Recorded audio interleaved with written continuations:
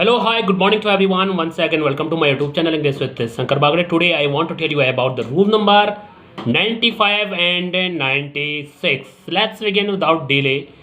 About the syntax, rule number 95 is that यदि हमारे पास one of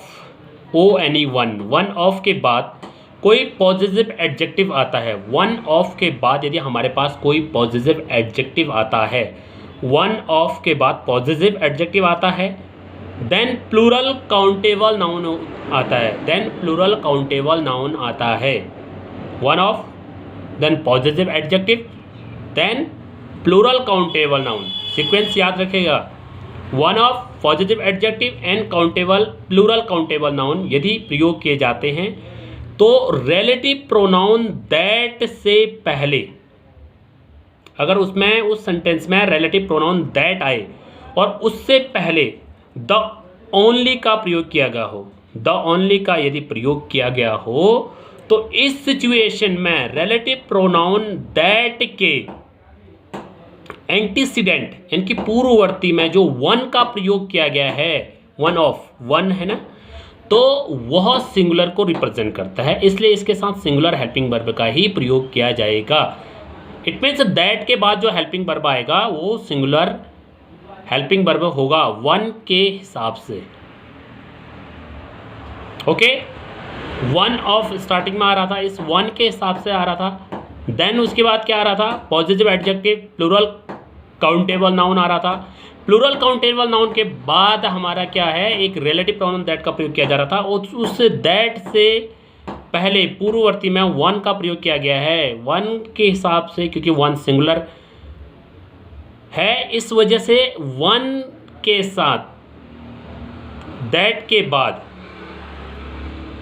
singular helping verb use की जाएगी यहाँ पर। ठीक है ना, चलिए सेंटेंस के माध्यम से समझते हैं।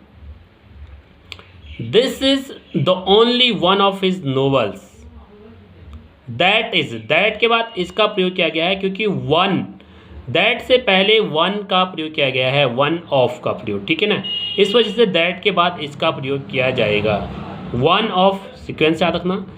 फिर क्या है, हिज, पॉजिटिव एडजेक्टिव है, नोवेल्स दैट इज, ठीक है। जब ये सीक्वेंस आता है, one of, positive adjective, then plural countable noun आता है एंड दैट का प्रयोग किया जाता है और वन ऑफ का प्रयोग दैट से पहले यूज़ किया गया है और स्टार्टिंग में द ओनली से प्रयोग किया गया है, तो इस सिचुएशन में हम क्या करेंगे, हमेशा इसके साथ हमेशा क्या प्रयोग करेंगे, सिंगुलर हेल्पिंग वर्ब का ही प्रयोग करेंगे।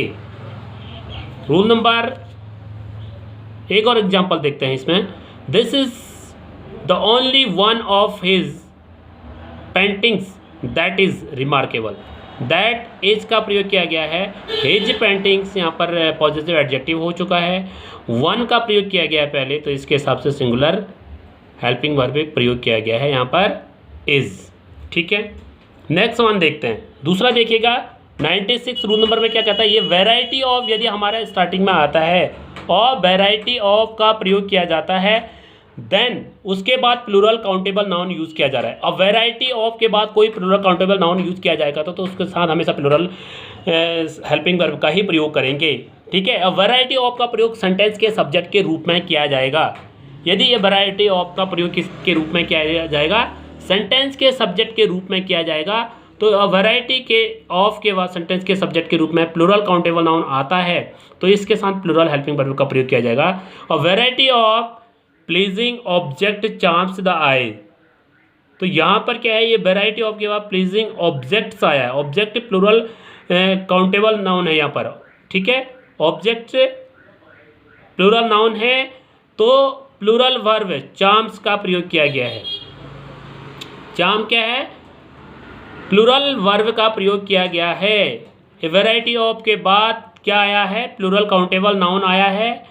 ठीक है, क्या ऑब्जेक्ट्स प्लूरल काउंटेबल नाउन है तो इसके हिसाब से प्लूरल हेल्पिंग वर्ब यहाँ पर चार्म्स यूज किया गया है। The variety of pleasing object charms नहीं होगा, ठीक है, चार्म होगा, क्योंकि चार्म क्या होता है, प्लूरल वर्ब होता है। तो प्लूरल वर्ब क्यों आया है, क्योंकि ये वैरायटी ऑफ से सेंटेंस स्टार्ट हुआ है, उसके बाद प्लूरल नाउन यहाँ पर प्रयोग किया गया है, इसीलिए प्लूरल हेल्पिंग वर्ब का प्रयोग किया गया है। वैरायटी ऑफ सेंटेंस के सब्जेक्ट के रूप में यदि प्रयोग होता है तो उस सिचुएशन में helping verb plural helping verb का ही प्रयोग करेंगे। थैंक यू, मिलते हैं अगले वीडियो में। Till then take care, have a wonderful day to all of you.